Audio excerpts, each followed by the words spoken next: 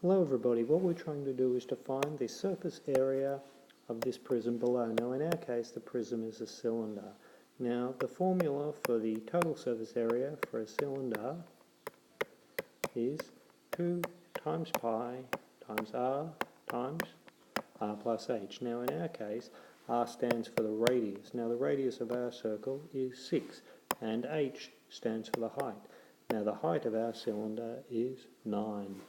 So if we plug in all the things we know here, so the total surface area will be 2 times pi times the radius, which is 6 times pi. Now the radius is 6 again, and the height is 9.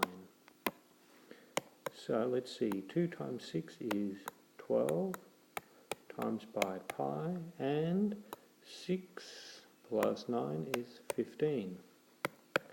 And 12 times 15 is 180 pi. Now we could say that was in centimetres squared for the unit, because that's what area is, centimetres squared. And if we wanted to change it into a decimal approximation, 180 times pi, if you put that into your calculator, is 565.48 centimetres squared.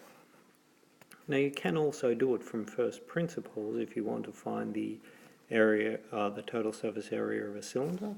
And the way you might do that is to say, well, okay, how do I do that? The total surface area for a cylinder? Well, the area of the top is a circle, and the area of the bottom is a circle.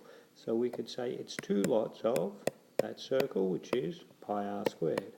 Now the other thing we could do is we could, I guess, kind of unwrap it and imagine that if we had a sheet of paper around the outside at the top, if we strip that sheet of paper off, we'd end up with a rectangle, something like this, that would be 9 centimetres high. Now all the way around the outside of the can, that will be the circumference of the can, and the circumference of a can is 2 times pi times r.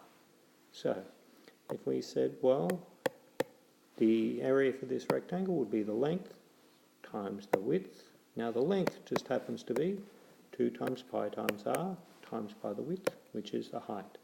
Now that's another way you can do it. This bit represents the walls of the cylinder, and this bit is the top and bottom.